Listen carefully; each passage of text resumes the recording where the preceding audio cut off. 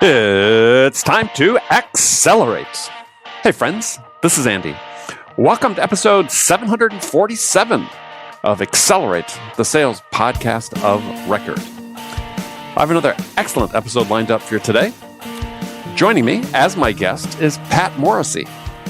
Pat's the Senior VP and General Manager of Upland Software's Altify CRO Solution Suite. And today, we're going to be getting into the details about the emerging customer revenue optimization space in the whole world of complex B2B selling. And we'll also touch about how to maintain sales momentums in your pipeline, your closing deals, while you're in the midst of being acquired and integrated into a new organization.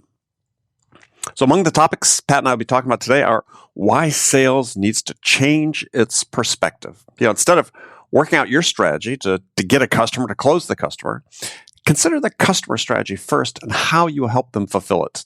We'll talk about why it's important to understand what's your customer's personal win. I mean, if you understand the person you're selling to, you sell from a genuine place for a meaningful win. So you have to understand what's in it for them. Because after all, as anybody listening to this show knows, I firmly believe selling is a business of human connection. We'll also talk about why, no matter what sales methodology you use, you have to look at the underlying behaviors that are captured in your data and decode which behaviors truly correlate with improved sales results and impact. I mean, it requires much more than the superficial analysis we see so many people tout with their products, and it requires more rigorous analysis than most managers are applying today. So we'll get into that. So let's jump right into it. Pat Morrissey, welcome to Accelerate. Thank you so much, Andy. Pleasure to be here. Really appreciate it. Well, pleasure to talk to you again. The last time we spoke, I was on your podcast. Yes, you were, and we had a multifaceted, great conversation that went in several different directions. So I appreciate the opportunity to show up on your home court and be subjected to your side of this discussion. Well, yeah, we'll probably have a multifaceted discussion here today as well. So give us a little bit of your background, because you've sort of shifted. You were formerly with Altify, and Altify, since you and I spoke, was acquired by Upland Software. So give us a little background on what Altify did and why Upland was interested in acquiring them. Yeah, it's a good question. Altify, we traditionally thought about ourselves in the space of what we've called customer revenue optimization, which is really engaging with large B2B organizations who are in the complex selling world, complex products, sales cycles in months and years, not in days and weeks, selling to very sophisticated large customers. So think Workday, Honeywell, Salesforce, GE, et cetera. And our value proposition around customer revenue optimization is all about the intersection of strategy, methodology, and technology. So how do we help organizations align their go-to-market strategy and really organize not just the sales, but the entire revenue team around an account plan to go really deep with the customer, number one. Number two, from a methodology perspective, how do we help them either instantiate the methodology that they have or bring methodology to the party, which is really about getting everybody speaking the same language and doing the same thing in the same way every day. And then part of the aha in our differentiation is technology.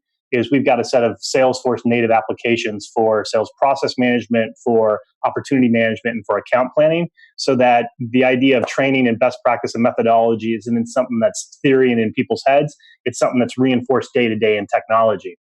And we had a successful company doing that. And when we were approached by Upland has really been focused on how do they build out the best in class sales and marketing portfolio with a set of technologies that are really about enabling sales and marketing, but ultimately the whole revenue team. And part of our value add to what they already had, because they had capabilities around, and what some of your listeners would know is Covidian for proposal management, or RO innovation in the reference management space, or Kapost for really content operations, content orchestration. How do you really facilitate the buyer journey? And so part of the sales enablement space, as people would say, yeah. Absolutely. And that's where the conversation started. But sales enablement, and sometimes some of those things are nice to have or auxiliary, versus our value proposition is all about what does the CRO and the head of sales need, and how do we help her and her entire team.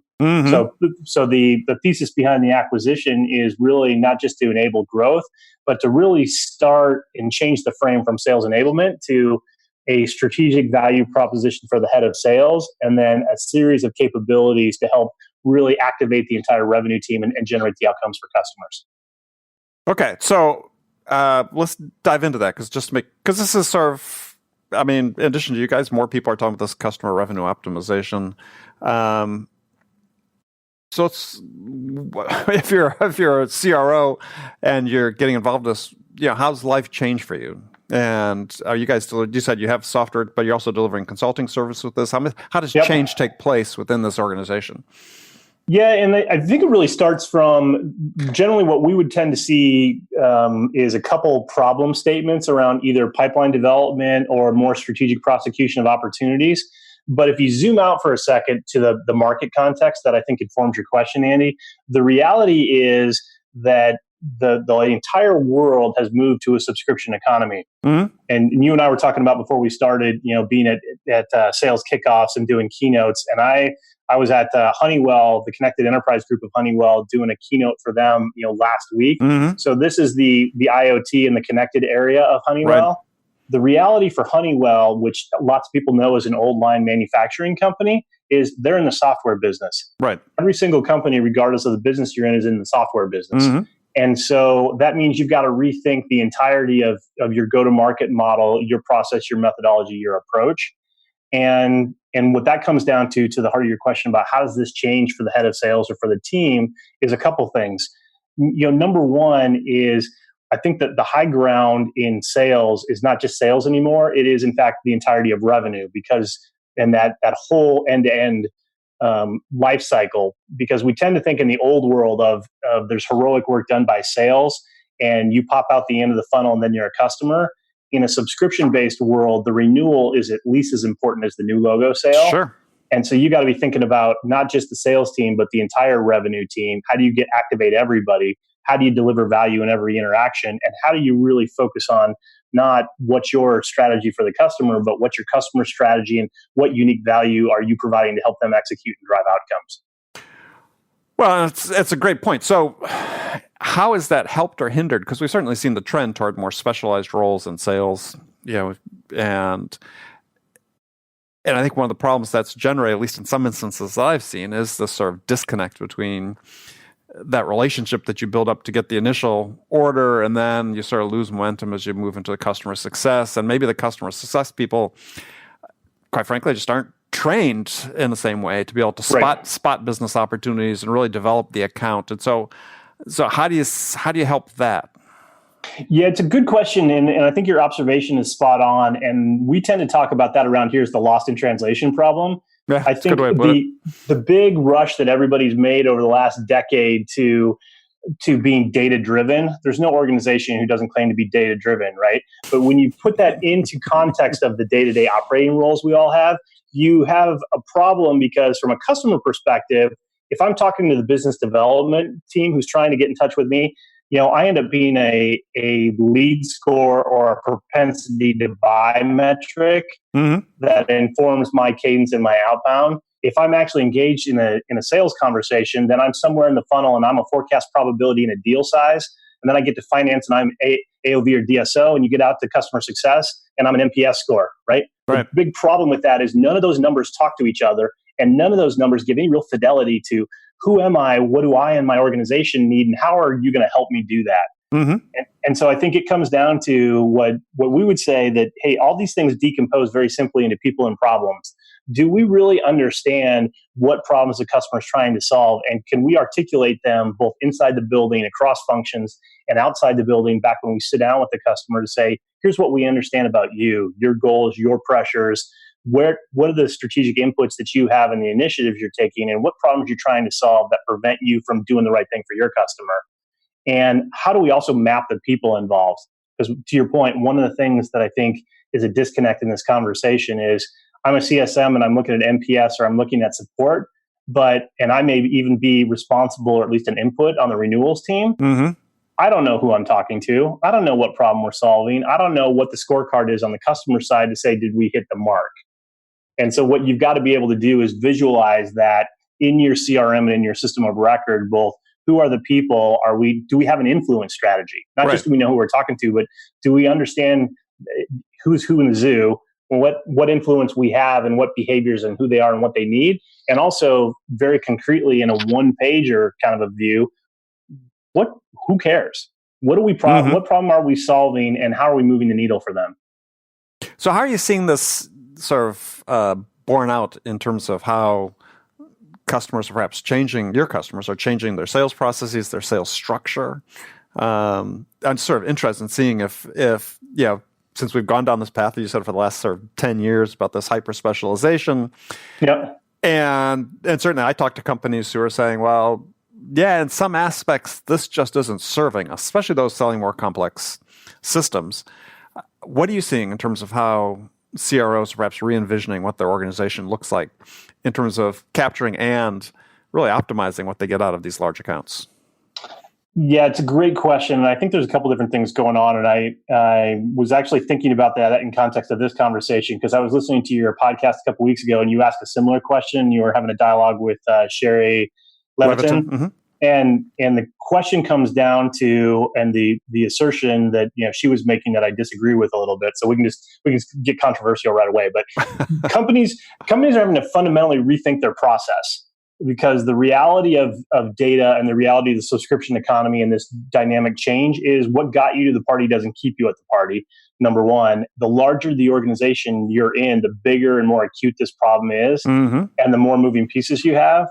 And the third piece that I think really informs the question you ask is really changing the frame, which starts from a change in mindset, getting out of the old world mindset of what's our strategy for the customer. Because what's our strategy for the customer in plain English means what are we selling today, right? And what it needs to move to is what's the customer strategy and how do we help? How do we help them solve their problem? If we can work back from that, we have a whole different dialogue. And let me give you an example of what I'm talking about. Sure. So we were part of, and I was part of our team helping Workday orchestrate their sales kickoff last year. And when you talk to Doug Robinson, who runs North America for Workday, what he says is what we're trying to drive and what we think the differentiation is changing the mindset in the organization from inside out thinking to outside in thinking. Not why are we good, how are we going to win, but do we really deeply understand our customers and their markets and their needs, and that we can uniquely understand the art of the possible with them, and then we're speaking their language on their terms, that we absolutely are the solution provider. Because when it comes to the finish line, particularly selling big, multi and hundreds of $1 million ERP deals, it's not about feature function. Right. It's about relationship, it's about trust, it's about expertise, and it's about our commitment to those customers. And if we don't go outside in and start from where they're at, we don't win. Well, let me ask a question on that. Is because this is nothing new, right? I mean, we've had customer-centric selling out for a couple decades, if not more now, and so on. I'm always curious, like, this sort of seems to be like, newfound religion for for people. Yep. It's like, no, this is always how it should have been done. So when you're dealing with these big organizations and they're sort of saying, we're going from inside out to outside, it's like, what have you been doing? Yeah, and I think the thing, what's interesting, going back to a question you asked a second ago about what's the different and kind of the why is this happening, which changes the behavior. If you step back and use Workday as an example, but it's just an illustrative point, right? Workday became a leader in cloud computing by having best-in-class HR capabilities. Right. That was the early phase. The new phase, or the future for them, is they want to own ERP for the Global 2000. And the reality of that, from a day-to-day set of behavior, skills, and capabilities in sales and across the revenue team, is the fact that they were best in class and really compelling selling to HR. HR systems is not the same discipline as selling to the CFO or the CEO around ERP and a full suite of the back office. Right. And so what that means is if I'm going to make the team capable of this, and part of the change that they're going through in that example, but Honeywell going from selling power plants to actually selling contracts to run plants over decades, is I've got to rethink everything, but I've got to start that from coming from where the customer is, not from a product, service, and a drive-by. And the other challenge, kind of what have they been doing, is the old world selling that was transactional and drive-by and perpetual is now much more about usage and consumption and relationships and outcomes. And so while I think the best in class sellers have always been focused on, the high ground and the people and problems, organizationally, that's not how everyone behaved. Well, it's interesting hearing you talk about that, because when you're referring to old world, to me that smacks of, that's sort of what we've been doing the last 10, 15 years. And what we're really doing is, in some respects, we're going back to what we were doing before that. So for many people, when they talk about old world, it's like, 30, 40 years ago. It's like, no. And this I think is really relevant, because I think that, there's been this sort of Bible around how we sell subscription services that has been tried to be applied across all types of industries, all types of sales, and where it may be appropriate for a more transactional, for a more complex. I've always had my doubts, and I've talked to plenty of companies that also had their doubts, is that, it actually sort of looks more like what we were doing in the past from a mission standpoint. Some of the execution elements may be different, but what we're trying to achieve, because I remember, early in my career, selling mainframe computers to big companies, is that, as part of a team working with somebody that managed the whole account. And we had, complete integrated team of supporting them on all levels, sales, revenue optimization, And it sounds like we're sort of heading back that way, which I think in some cases is good.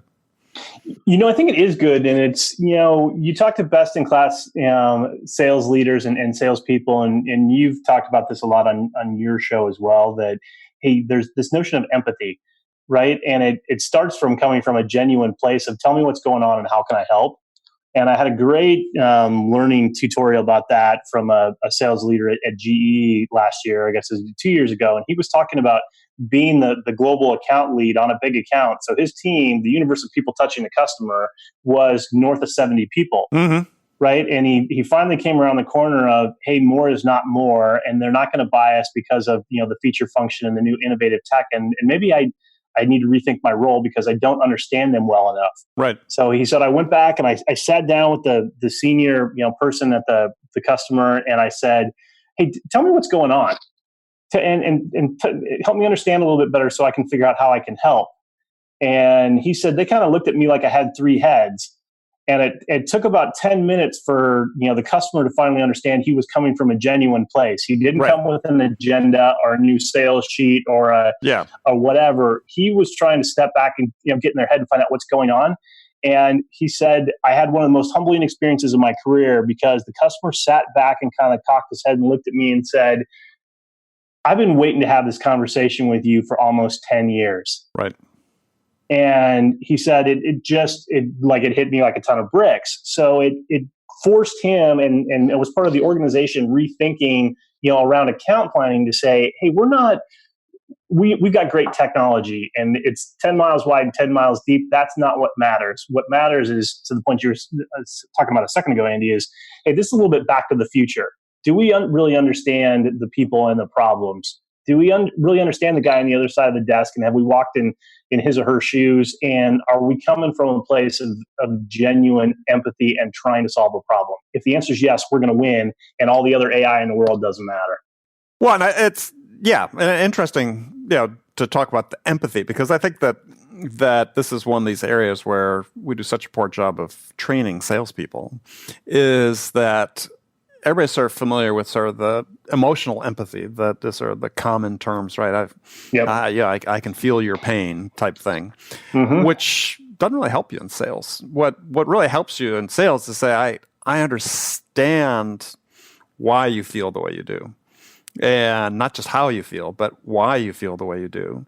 And that cognitive empathy puts you in a position to problem solve with people.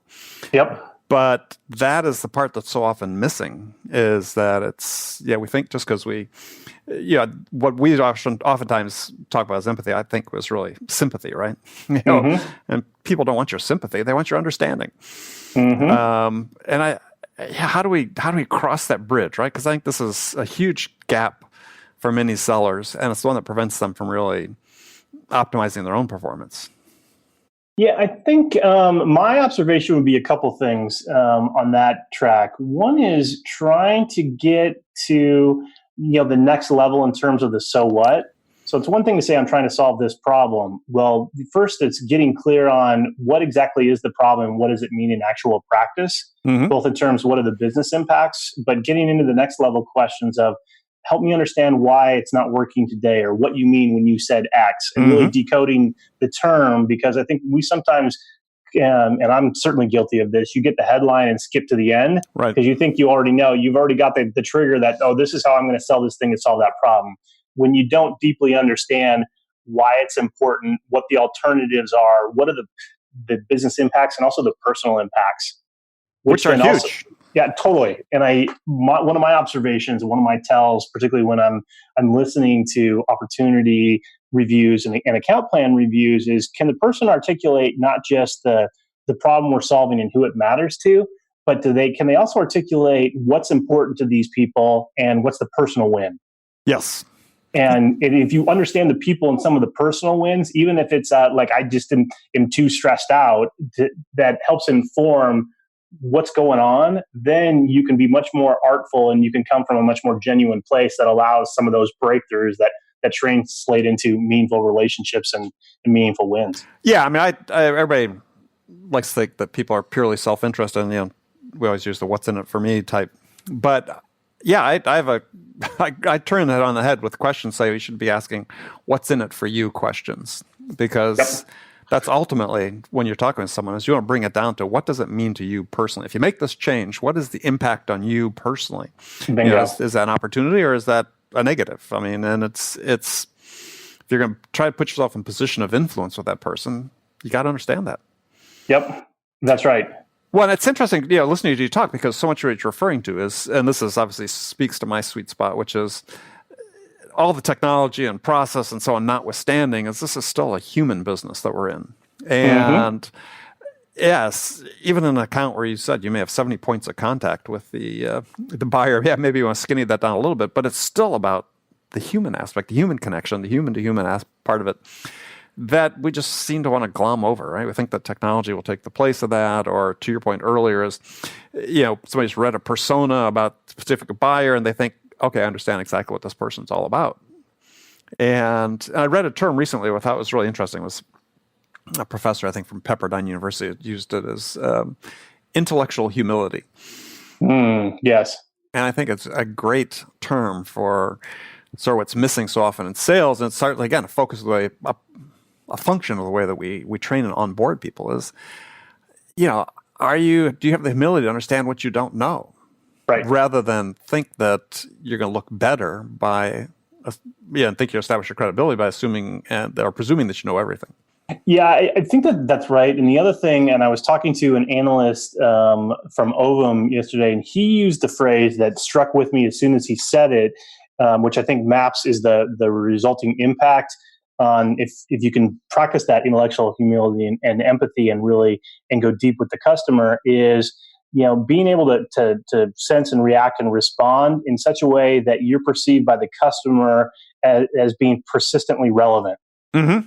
And I thought, like that whole notion of like, okay, if the default setting from the customer perspective is I'm trying to figure this out and I know somebody or a set of somebodies who can help me, like if you become part of that extended, brain power and that extended decision, criteria, that's the high ground about, trusted advisor that everybody's trying to get to. Yeah. Is you got to be persistently relevant. I got to be when in doubt or when the moves get tough, I know exactly who I'm calling and somebody's going to help work through the problem and do it from a genuine place where it doesn't all necessarily decode to what am I selling you. Yeah, it's interesting. This thought sprung to mind when you talk about that. I remember reading this article in the last couple of years, and I think in the New Yorker magazine about this philosopher, scientist who's saying that, look, really, we need to rethink what we consider the brain to be. And he's saying, the brain is no longer just this organ inside our skulls, but actually given our access to all the information in the world on our phones and so on, is that our brain has really been extended, right? It includes all this knowledge that exists somewhere else that we can easily tap. And it just sort of occurred to me as you were speaking that, if you're in that trusted advisor role, you really become an extension of that person's brain. Yep. That you are information that they know they can access, which is what the brain's doing, it's retrieving thoughts, that they know how to access it. And that's what a valuable place to be. Yeah, and that's the network effect in actual practice in sales, and that's the difference between the really great ones and everybody else, is that you're part of, you've got a multimodal, multi-sets of networks that you're connected into, and you're part of facilitating something that, at scale becomes really, really powerful.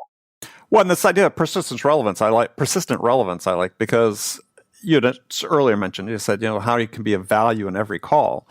And for me, this is such a simple sales thought that so many sellers don't have, so many sales managers don't have, which is, and I've written about this extensively, is that I believe in every time you interact with a buyer, they have to finish that interaction closer to making a decision than they were when they started it. Otherwise, what was the point? Yep. And it doesn't matter whether it's an email, a phone call, a video call like we're doing here, whatever, an in-person call.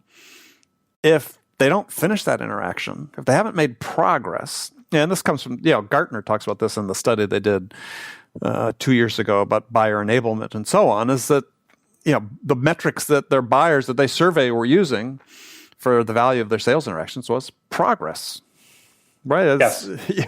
It seems pretty amorphous, but, people know it when it happens. And so, I advocate for sales leaders. I said, if you're going through doing a pipeline review, you should be able to ask every seller about every qualified opportunity in their pipeline. What's in the next step? What's the value the customer expects from us in the next step to help them move closer to making a decision?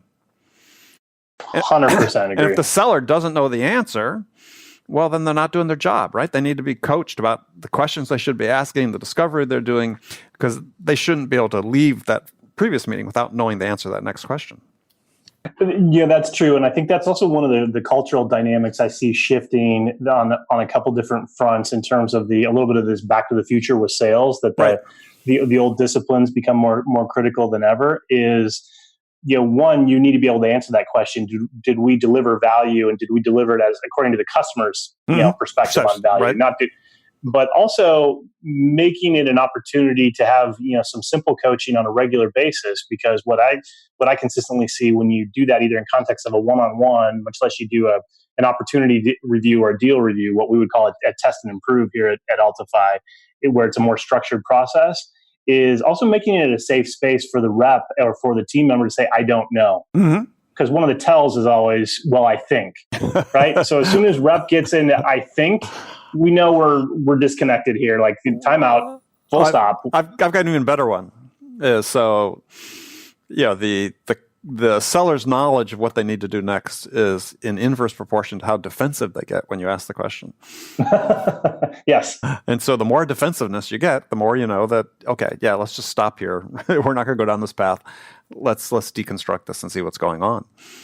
Yeah, that's right. What I consistently hear and observe from sales leaders that I talk to is, particularly in those review sort of situations, not necessarily the full-blown QBR, but even in an account review or a deal review, is right away you can class them into one of three buckets, because the ones that right away get into the story of the deal or the story of the account, and there's a lot of this, don't know what the hell they're talking about. Yeah, that means they haven't done the homework. They're not prepared. They haven't had the conversations they need to have. A lot of times they haven't. There's sort of the mid-level, which is, again, there's some data, there's some structure, but there's a lot of I think, or our theory is, or we suspect, instead of, here's the evidence, here's what we heard, here's how we triangulated and validated, here's the evidence that directs us. And then there's the masterclass folks who go directly into the plan and start walking through people, problems, outcomes, metrics, and a lot of precision about who's doing what, how it's being evaluated. Yeah. Well, you brought up the term metrics, so I did want to get back to a topic we had talked about before. We started touching on data in sales. And to me, this is such a problematic area, right? We have all this potential because we have the ability to collect so much data, and yet we seem to still struggle with making sense out of it in a way that's relevant to making us more effective. And it's compounded by people online writing articles based on data that making assumptions or conclusions about data that are just mind-bogglingly wrong. And so, interested in your opinion about how we're going to come through that, because we just don't know how to use it right now. Well, I would assert to you that part of the answer to the question really gets back to this idea of customer revenue optimization, which is grounded in methodology, which means, the same language, and to the point you were raising a second ago, Andy, it's the what outcome do we expect and what value did we deliver at each step, right? And when you start to think about what great selling looks like, and more often than not, the problem statement that we encounter starts in one of two places. Either I need to improve my sales velocity, which is some combo platter of win rates or deal sizes, or I just need to drive more there through the funnel, or the account planning side of the equation, which is I need more pipeline, right? When you get underneath the numbers, particularly on the opportunity level, it's not just the numbers, it's the underlying behavior, and do we understand the same thing in the same way every day? Right. So example would be, I'll give you one of our customer examples, Autodesk. So Autodesk uses a derivative, fundamentally of the TAS methodology, the 1 to 20, as part of their standard operating procedure around opportunity management. And so that's, the base case of that for anybody who's been asleep and hasn't or didn't get subjected to this 20 years ago, starts from, the four key pillars of that is one, is there an opportunity, and then works its way into, can we compete, can we win, and can we work? Is it worth winning? Right. And each of those have 5 questions beneath it. We did a data analysis with them and looked at 2 years worth of transaction data, both for smaller, deals as well as the enterprise deals. And what came out of that is, because they're instrumenting it in Salesforce, they're capturing this criteria and capturing yes, no, maybes to the 1 to 20, but in smaller deals, it's really what they call the critical 6. There are 6 questions that matter. What they found is if they had a yes to the critical 6, whether you're talking about a mid-market deal, say $50K, right, or you're talking about an enterprise deal in the millions of dollars, their win rate went up by 84% when they could answer yes to those 6 questions.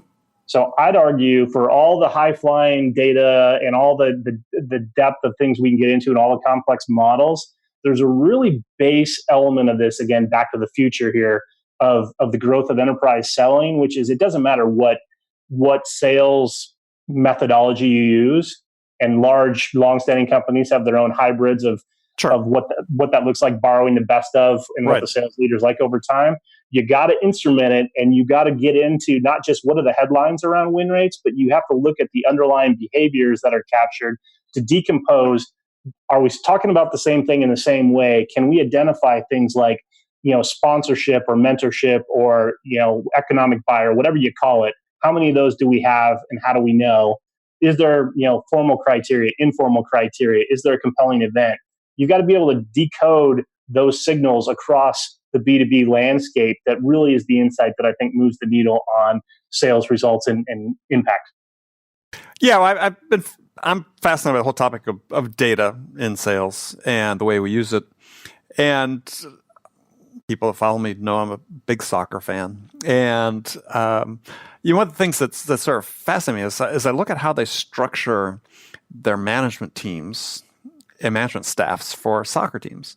And they become very specialized in the roles that they have. And I wonder, this is sort of a model we should be following in sales, because they oftentimes will have, 2 or 3 coaches directly responsible for performance of some sort. One could be nutrition, fitness, one could be, on-field performance, and so on. And they collect huge amounts of data. I mean, every player is wearing a full-time monitor during their training and during the game. So they know every step they took, the sprints they did, the longer runs. I mean, all this stuff. They can break it down. And they look at it and say, how can we then work with you as an individual, taking this data to say, here are the areas, and this is not it's not the manager that's doing that. It's these specialized coaches. Yep. And I just wonder whether we're really missing a bet, because right now we're sort of requiring sales leaders to be sort of these jacks of all trade, rather than saying, look, we can bring in some specialists, instead of just saying sales enablement, saying, no, have you ever met a sales team that has a director of performance on staff? Yeah, it's interesting that you bring that up in a couple different veins. One is back to the Autodesk for Sure. a second. They have a series of performance coaches, and they're actually putting them in sales hubs, and they talk about it in terms of black hat thinking and coaching. And what they're doing is bringing seasoned sales leaders in from the outside and making them coaches in their sales hubs around the world. Actually seen as a sign of respect and investment and importance when the teams get a coach assigned. Right. Because you get somebody with 20, 30 years of sales experience dropped into your patch or dropped into working on accounts and stuff with you, who doesn't have a quota, who doesn't have an agenda, and is all about trying to help you coach. Right. I think there's an emerging element, and we've tried to bake some of this into the software capability that we have too. Is all about how do you get those signals and how do you enable more high fidelity coaching, and how do you build skills over time? And it goes back to a topic we were hitting on with the Back to the Future theme here, is this idea that, in the old world of selling, there was, sort of the three buckets, right? You got the top, 10 or 15% that move the needle and break your comp model. You've got the broad middle that you're trying to turn C's into B's, and then you've got that lower tier that you're going to flip over anyway.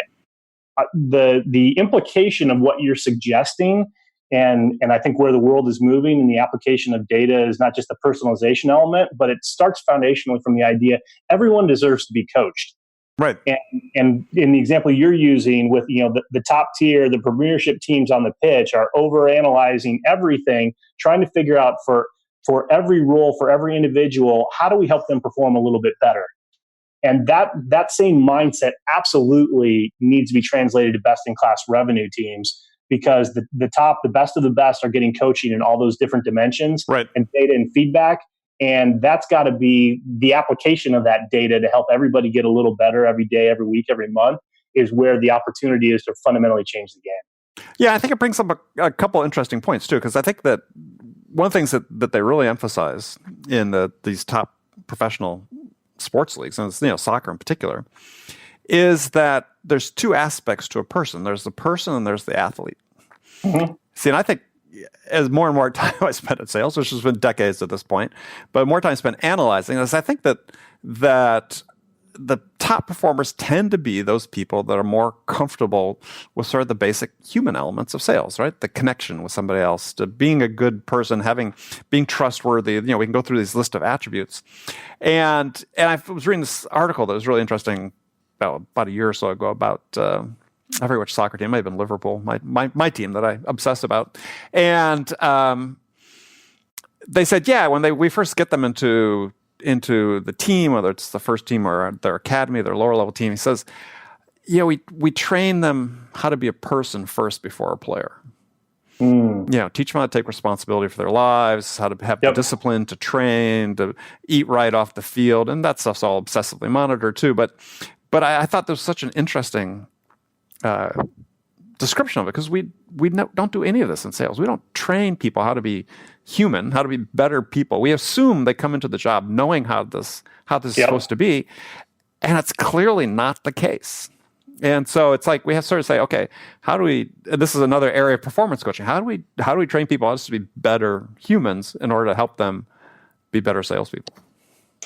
Well, yeah, that's probably a whole series of podcasts and discussions about how to do that, and how to be simultaneously the best version of yourself that your mom would be most proud of, and be the highest sales performer that who's taking on the big hardware and the big checks at club and going to club.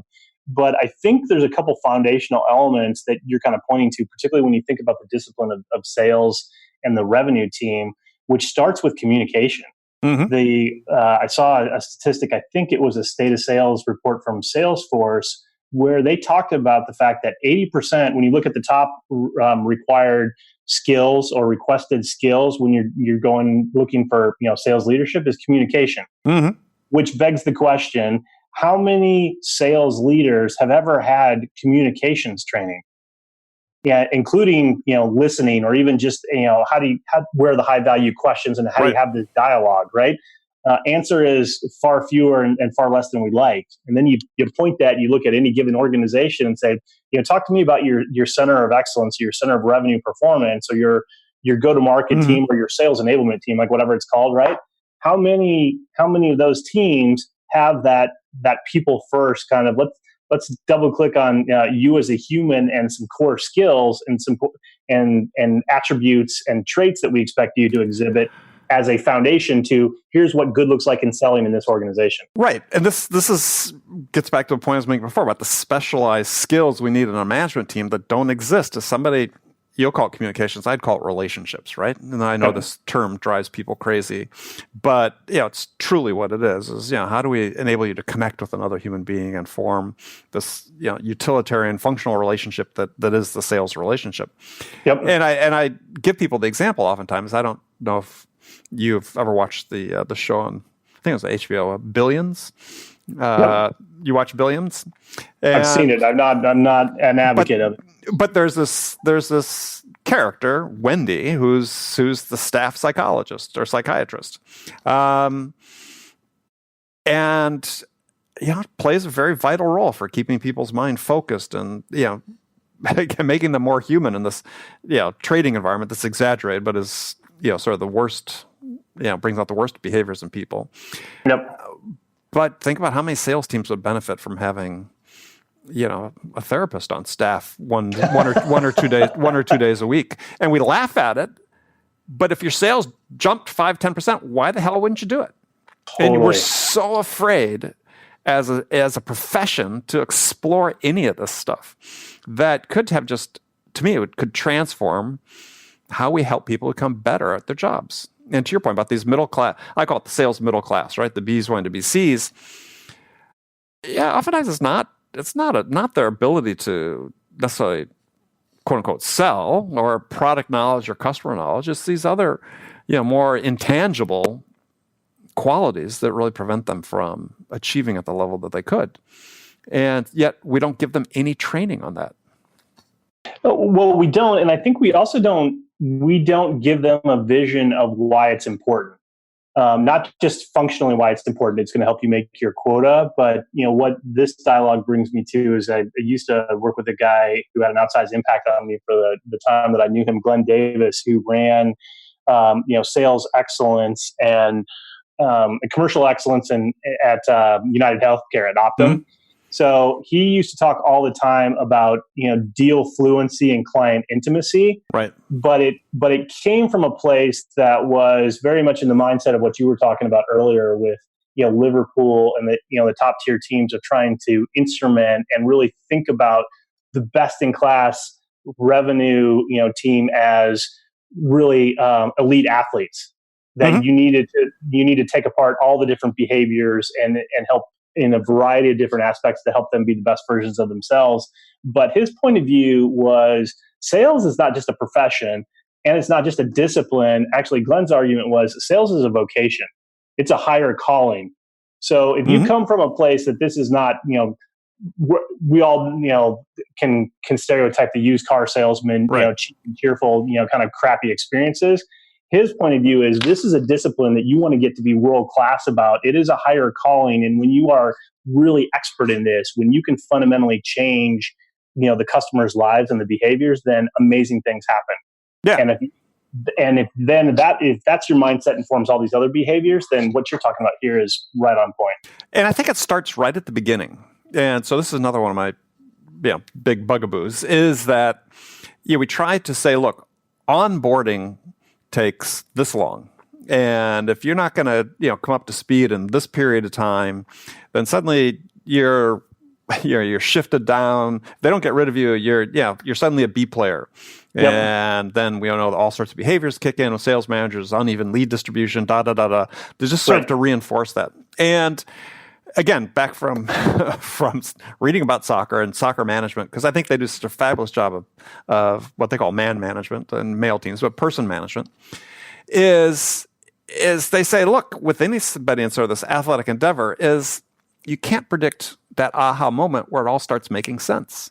Mm-hmm. And teams will invest in the development of players, and some guys maybe at 18 years old it kicks in. Other guys it might be 22 years old that it kicks in. And yet we apply increasingly, especially in the more transactional, SaaS business, we apply this broad brush, 90 days, 30 days up to speed. Yep. Where if we're more individual about it, is that, hey, what's the deal with 90 days? I mean, you've invested all this money in this person. Maybe they need 180 days. Maybe they need a year. Mm-hmm. And yet, you'd benefit so much taking that person rather than trying to find another person to replace them after 6 months. It'd still be to your benefit to keep them for a year to see if it kicks in and to help them in a way that it kicks in. And yet we seem this intolerance for, diversity in terms of how long it takes people to come up to speed. Yeah, and I think that's part of the tyranny of the short-term quarterly thinking. Yeah. Is everything we take the wrong notes out of the data and decompose into where are you on the sales ladder and where are you in the ramp, and if those two numbers don't look decent pretty quickly, then suddenly you're a second-class citizen or worse. Yeah. As opposed to playing the long game, and I'm sure you've had countless conversations of people who had to spend 2, 3, 4, 5 years in an account before they really cracked the code. That there's the people element, there's also the environmental element, there's the client situation, there's a whole bunch of other things that get into, hey, how do we get to success, and how do we build those relationships that turn into meaningful, commercial value over time? Yeah. All right, Pat, unfortunately, we need to cut off. This is we didn't answer any of the questions I had lined up, but this is a fantastic conversation nonetheless. Well, and I think we should take it on the road like we were talking about. You should come down to Austin. We can hang out and have some barbecue and try to do some field testing on some of these higher order issues. Or alternately, we can just go see a Liverpool game. I'd say both. So you're a soccer fan as well? I'm an aspirational fan. I like that. And the thing I love the most is actually going or watching soccer with true soccer fans, because the songs, the backstories, the religion, and all the other stuff, it's just fun to be a part of, where I don't have to know the details of the players. I just want to be part of the experience. Yeah, well, I've been fortunate to go to one Premier League game in person, and it was a lot of fun. It wasn't a great match, but just the environment was fantastic. But yeah, I still haven't been to Anfield to see Liverpool, so that's on my list. But yeah, we'll do both. Anfield and Austin. I'm in. And also Austin FC coming online in 2021. So right on. All right, Pat. Hey, tell people how they can get in touch with you before we take off. Sure. You can, I'm, Patrick Morrissey on LinkedIn here at Upland Software. You can find me on the revenue optimization, podcast, online in Spotify or Apple or all your favorite podcast places. And you can find us at altify.com and uplandsoftware.com. Perfect. All right, Pat, look forward to talking to you again soon. Thanks much, Andy. Have a great day. You too.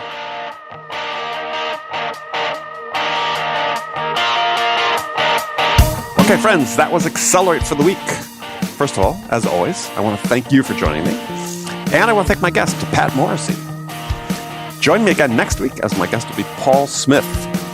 Paul is an author and an expert on storytelling, and it's a return visit for Paul. We previously spoke about his book, Sell with a Story, How to Capture Attention, Build Trust, and Close the Sale. And on next week's episode, we're going to dig into the topic of why stories really are important in sales, how to get better at telling them, and we'll also talk about Paul's new book, 10 Stories Great Leaders Tell. So you definitely want to check that out. Be sure to join Paul and me next week for that conversation. And before you go, don't forget to visit andypaul.com and get your copy of my Sales Growth Planner for 2020. Now, in this, I walk you through a step-by-step process to create an incredibly effective sales plan that will help you hit your targets in 2020. This is the same plan format I've used throughout my lengthy sales career as both an individual contributor and as a sales leader to hit my numbers year after year. So for more information, get your copy, visit andypaul.com/planner. That's andypaul.com/planner. So thanks again for joining me. Until next week, I'm your host, Andy Paul. Good selling, everyone.